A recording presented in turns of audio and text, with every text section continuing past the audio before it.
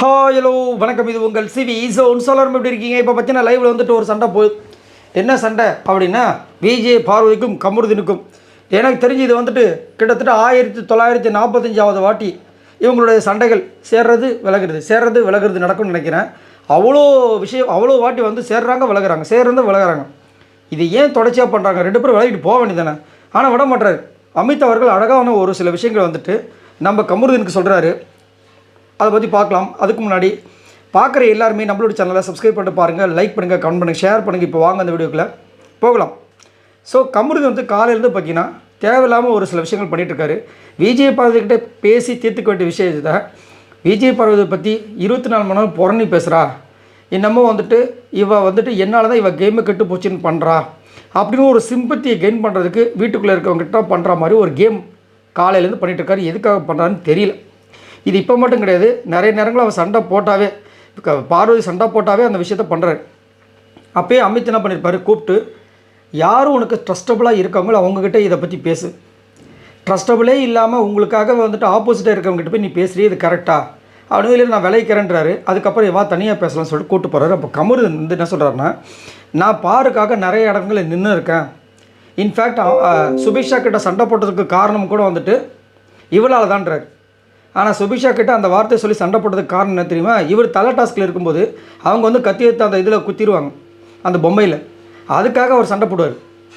ஆனால் இங்கே என்ன மாத்துறாரு, அவங்களுக்காக தான் வந்து அன்றைக்கி நான் சண்டை போட்டு பேசினேன் அந்த விஷயங்களை கூட அப்படின்றாரு. என்ன இவ்வளோ வந்து ஏமாத்திருக்கா அப்படின்றாரு. டைம் டாஸ்க்கை பற்றி பேசுகிறா. அதே மாதிரி நான் கமருதீனால தான் விட்டு கொடுத்துறேன்னு சொல்கிறா. அப்போ நான் வந்து விலகி தானே போக முடியும். அதே மாதிரி நான் விலகி தான் போகிறேன், அவளாக வந்து திரும்ப பேசுகிறா அப்படின்னு இஷ்டத்துக்கு அடித்து வர்றாரு. அவங்களா வந்தாங்களா, நீங்களா வந்தீங்களா? என்ன கமருதீன் அப்படின்ற மாதிரி இருக்குது. இப்போ அமித் அழகாக என்ன சொல்கிறாருன்னா, அவள் இவ்வளோ புலம்புறான் அப்படின்னா அதை நீ புலம்புலாம் எடுத்துக்க வேண்டியதானே. பொண்ணுங்க வந்து நம்மக்கிட்ட சொல்கிறாங்கன்னா புலம்புலாம் எடுத்துக்க வேண்டியதானே அப்படின்னா அப்போலாம் எடுக்க முடியாது நலன்றார். அப்புறம் எதுக்கு நீங்கள் லவ் பண்ணுறீங்க ஒரு ப்ராமிஸ் கொடுத்துட்டிங்கன்னா அவங்க மைண்டுக்குள்ளே இருக்கிற விஷயங்களை உங்கள்கிட்ட தான் ஷேர் பண்ணுவாங்க, வேறு யார்கிட்ட ஷேர் பண்ண மாட்டாங்க. இது கூட தெரியல. அப்போ அழகாக அவர் சொல்கிறார். அப்புறமா வந்து என்ன சொல்கிறேன்னா, அவன் வந்துட்டு நான் வந்து இவனால் விட்டு கொடுத்துட்டு தானே சொல்கிறான், உன்னால் என் கேம் பாதிச்சுன்னு இது வரைக்கும் சொல்லியிருக்காளா அப்படின்னு கேட்டால் அதுக்கு அவர் பதில் சொல்ல மாட்டார். கமருதீன் என்ன சொல்கிறாருன்னா, உனக்கு நடக்கும்போது தெரியும், அப்போ தான் நீ பேசுவேன், இப்போ நீ இந்த மாதிரிலாம் உனக்கு தெரியாது. அதே மாதிரி அவள் வந்துட்டு சண்டை போடுவா, கேமுக்காக ஒன்று பண்ணுறான். இதுதான் அவள் வந்து சண்டை போடுறா, கேமுக்காக ஒன்று இதுதான் அவளோட கேமு. சரியா? எப்போ பார்த்தாலும் விட்டு கொடுத்தேன்னு சொல்லி காட்டிகிட்டு இருக்கா.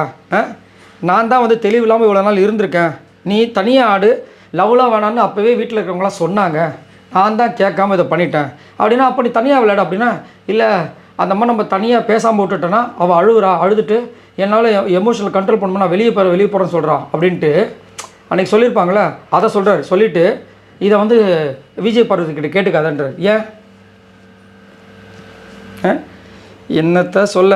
அதுக்கப்புறம் வந்து அமித் என்ன சொல்கிறாருன்னா, மச்சி அப்போ நீ கேமை தனியாக விளையாட மச்சி, அவளை விட்டுரு அப்படின்னா இவர் விட மாட்டுறாரு. இல்லை பேசிட்டு இருக்கும்போது கத்தாதான்னு சொல்கிறான், அது எப்படி பண்ண முடியும் அப்படின்னா இவர் கரெக்டாக தானே சொல்கிறாங்க. பேசிட்டு இருக்கும்போது கத்துனா வெளியே இருக்கவங்க கேட்காது, அசிங்கமாக தான்டா இருக்கும் அப்படின்ட்டு அவர் அழகாக என்ன சொல்கிறாருன்னா, நீங்கள் சண்டை போடுறது வெளியில் பார்க்கறதுக்கு ரொம்ப கேவலமாக இருக்குது, அசிங்கமாக இருக்குது. நீங்கள் சண்டை போடுறது எப்படின்னா ரசிக்கிறாங்க, நல்லா அடிச்சுக்குதுங்க அப்படின்னு. அதே மாதிரி ஒரு பழமொழி இருக்குது, நீங்கள் பண்ணுறது எப்படின்னா ஒரு அழுக்கு துணியை அதாவது நடு வீட்டில் வச்சு எல்லோரும் முன்னாடி துவைக்கிற மாதிரி. அப்போ அந்த வந்து பார்த்துட்டு எல்லோரும் என்ன பண்ணுவாங்க, கேலி பண்ணுவாங்க, கேள்வி கேட்பாங்க. அது உங்களுக்கு தானே அசிங்கம், அதை பண்ணாதீங்கன்றாங்க. இருந்தாலும் அவர் என்ன பண்ணுறாரு, திரும்ப அதை வந்து பேசுகிறாரு. அதுக்கப்புறம் வந்துட்டு நான் வந்து இனிமேல் தனியாக விளாட போகிறேன் மச்சி, அதான் கரெக்டு அப்படின்னு பேசிடும்போது வினோத் வராரு. வினோத்துக்கிட்டே அதே புலம்புறாரு. இல்லை மச்சி இவ அப்படி பண்ணுறா, பலூனில் வந்து ஏன் வந்து என்னை வந்து இது பண்ணான்றா அப்படின்னு சொல்லிட்டு பழைய கதைலாம் எடுக்கிறாரு. அவர் ஒரே வார்த்தை சொல்கிறார், பாரு உனக்கு லவ் இருக்கா, இனிமேல் வெளியே போய் பார்த்துக்கோ, வெளியே போய் பாசத்தை வச்சுக்கோ, இங்கே விட்டுரு, இங்கே 2 பேருமே தனியாக விளாடுங்க, உனக்கு இன்னமும் பேசுறதுக்கு ஆள் இல்லாத மாதிரிலாம் பண்ணிகிட்டு இருக்காத. ஒரே வார்த்தை முடிச்சிட்டார். சரியா?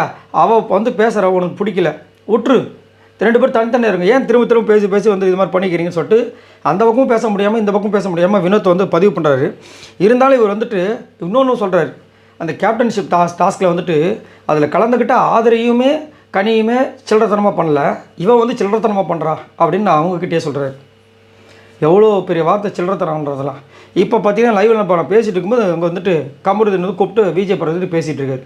இவர் மைண்டில் என்ன வச்சுருக்காருன்னா, இவளால் நான் பாருங்கள் எவ்வளோ பாதிக்கப்பட்டிருக்கேன், எப்படி புலம்புறேன் பாருங்கள் அப்படின்ற மாதிரி ஒரு சீனை க்ரியேட் பண்ணுறதுக்காக ஒரு கேம் ப்ளே பண்ணுறாரோ அப்படின்ற மாதிரி தோணுது.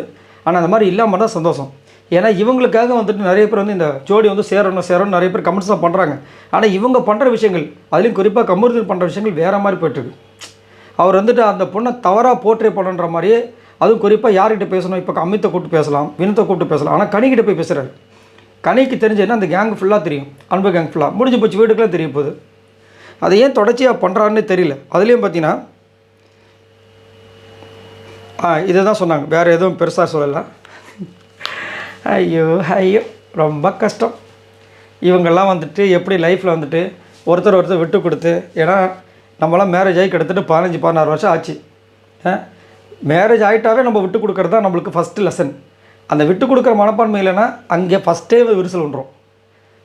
அவங்க பேசுகிறது நம்மளுக்கு பிடிக்காமல் போயிடும், நம்ம பேசுகிறது அவங்களுக்கு பிடிக்காமல் போயிடும். முதல்ல விட்டு கொடுத்து பழகணும். 2 பேர் விட்டு கொடுத்து பழகினா தான் போனால் தான் அது செட் ஆகும். இது எங்கே போய் முடிய போகிறது தெரியல. இதை பற்றி உங்களோட கருத்துக்களை சொல்லுங்கள். கமருதீன் வந்து விஜய் படம் சொல்கிற ஒரே விஷயம், நம்மளுக்குள்ளே பேசிக்கலாம், எதுவாக இருந்தாலும் வெளியே போய் சொல்லாத, கத்தாத, அது ஒரு சீன் போடுற மாதிரி இருக்குன்னு. இவர் என்ன பண்ணுறாரு, சீன் போட்டாலும் பரவாயில்லன்றார். அமித் என்ன சொல்கிறாரு, தனியாக போயிடுங்கப்போ, எதுக்கு பேசிக்கிறீங்கன்றாங்க. நான் அப்போலாம் தனியாக போக முடியாது. சரி அப்போ பேசாமல் இருக்க முடியாது.